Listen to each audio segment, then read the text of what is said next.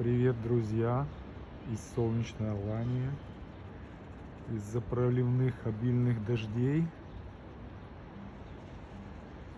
грунт повымывало в горах, и река вместе с собой принесла вот эту рыжую грязь в море. И теперь все южное побережье, вся вода окрасилась в коричневый цвет. Видно очень широкая полоса коричневого цвета, то, что раньше было голубое. Вот такие вот дела. Всем добра, всем любви. Пока-пока.